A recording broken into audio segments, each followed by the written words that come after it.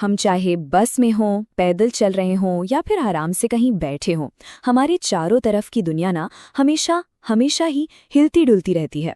तो आज क्यों ना हम अपनी रोज की छोटी बड़ी यात्राओं के पीछे छुपे विज्ञान को ही समझें। तो चलिए इस सफर की शुरुआत करते हैं एक बहुत ही सीधे से सवाल के साथ, या शायद जो सुनने में सीधा लगता है पर है नहीं। जरा सोचिए, मान लीजिए कि हम एक जगह आराम से बैठे हैं, तो क्या हम सच में रुके हुए हैं? देखिए, इसका जवाब इस बात पर टिका है कि देखा कहाँ से जा रहा है। देखिए, फिजिक्स में ना गति हमेशा रिलेटिव होती है। मतलब ये कि अगर कोई बस में बैठा है तो उसे लगेगा कि बाहर के पेड़ पौधे पीछे की तरफ भाग रहे हैं, है ना? और वहीं जो इंसान सड़क पर खड़ा है उसे बस आगे जाती हुई दिखेगी। अब मजे की बात यह है कि दोनों अपनी अपनी जगह पर बिल्कुल सही हैं।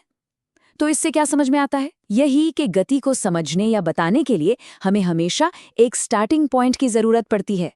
तो फिर किसी भी सफर को समझने का पहला कदम क्या हुआ? यही पता लगाना कि भई शुरुआत हुई कहाँ से।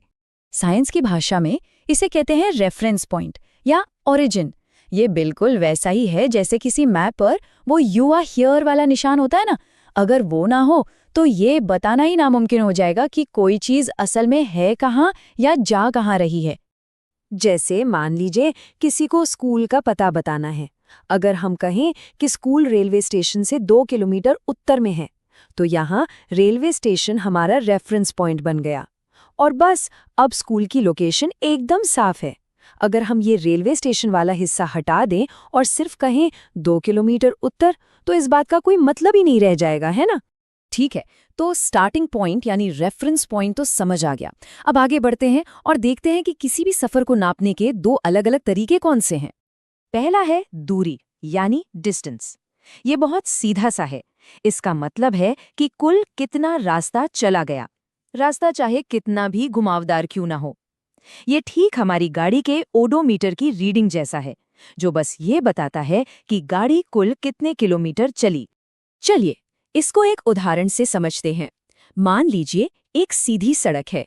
एक कार पॉइंट ओ से चलना शुरू करती है, 60 किलोमीटर दूर पॉइंट ए तक जाती है और फिर वहां से मुड़कर 35 किलोमीटर वापस पॉइंट सी पर आ जाती है। तो अब बताइए, कार ने कुल कितनी दूरी तय की? बहुत आसान है, 60 किलोमीटर जाने के और 35 किलोमीटर वापस आने के, मतलब कुल हो गए 95 किलोमीटर। लेकिन अब कहानी में आता है दूसरा कॉन्सेप्ट, विस्थापन यानी डिस्प्लेसमेंट। अब डिस्प्लेसमेंट को इस बात से कोई लेना देना नहीं है कि रास्ता कितना लंबा चौड़ा था। वो बस एक चीज देखता है, शुरुआत कहाँ से हुई और सफर खत्म कहाँ पर हुआ। बस स्टार्टिंग और एंडिंग पॉइंट के बीच की सबसे छोटी सीधी दूरी। तो हमारी कार वाले केस में क्या होगा? कार ने ओ से शुरू किया और सी पर रुकी, तो स्टार्टिंग पॉइंट से एंडिंग पॉइंट की दूरी कितनी हुई? सिर्फ 25 किलोमीटर। देखा आपने कितना बड़ा फर्क है। दूरी थी 95 किलोमीटर, लेकिन विस्थापन हुआ सिर्फ 25 किलोमीटर। चलिए अब मोशन को समझने में एक कदम और आगे बढ़ते हैं।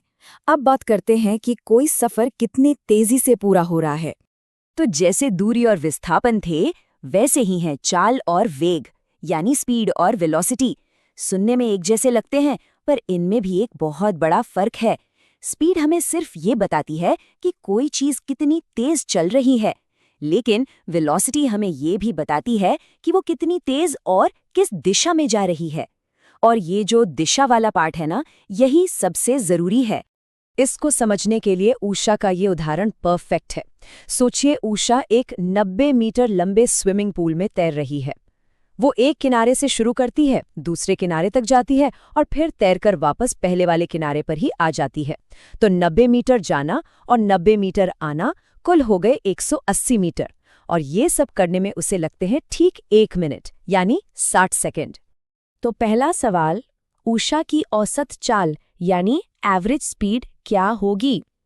याद रखिए, स्पीड का लेना देना कुल तय की गई दूरी से होता है। सीधा सा हिसाब है, कुल दूरी है 180 मीटर और समय लगा 60 सेकंड। तो 180 को 60 से डिवाइड किया और जवाब आया 3 मीटर प्रति सेकंड। ये हो गई उषा की एवरेज स्पीड। अब आता है असली मजेदार सवाल, उषा की औसत वेलोसिटी क्या है? और याद रखिएगा, वेलोसिटी का लेना देना होता है विस्थापन से, यानी स्टार्टिंग और एंडिंग पॉइंट के बीच के फासले से। और इसका जवाब शायद थोड़ा चौंकाने वाला है, 0, 0। क्यों? अरे भाई, क्योंकि उषा ने जहां से तैरना शुरू किया था, ठीक वहीं पर आकर अपना चक्कर पूरा किया। मतलब उसका स्टार्टिंग और एंडिंग पॉइंट एक ही है, तो उसका कुल विस्थापन कितना हुआ? 0। और अगर विस्थापन 0 है तो एवरेज वेलोसिटी भी 0 ही होगी, चाहे वो कितनी भी तेज क्यों ना तैरी हो। कमाल है ना? अच्छा, तो अब तक हमने काफी कुछ समझ लिया। अब आते हैं अपनी समझ के आखिरी हिस्से पर। क्या होता है जब हमारी स्पीड या डायरेक्शन बदलती है?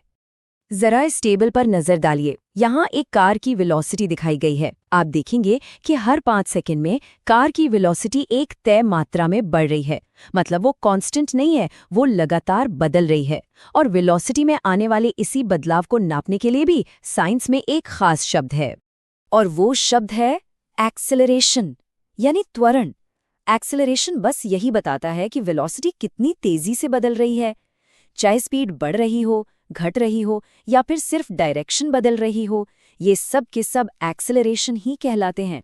राहुल के साइकिल वाले इस उदाहरण को देखते हैं। पहले केस में वो रुकी हुई साइकिल को 30 सेकंड में 6 मीटर प्रति सेकंड की स्पीड तक ले जाता है। यहाँ स्पीड बढ़ रही है तो उसका एक्सेलरेशन पॉजिटिव है। दूसरे केस में वो ब्रेक लगाता है और 5 सेकंड में अपनी स्पीड 6 से घटाकर 4 मीटर प्रति सेकंड कर लेता है। यहाँ स्पीड घट रही है तो एक्सेलरेशन नेगेटिव है, जिसे हम गति का धीमा होना भी कहते हैं। तो हमने रेफरेंस पॉइंट से शुरू करके एक्सेलरेशन तक का पूरा सफर तय कर लिया। हमने ये तो सीख लिया कि मोशन को, यानी गति को ठीक ठीक कैसे समझा और बताया जा सकता है।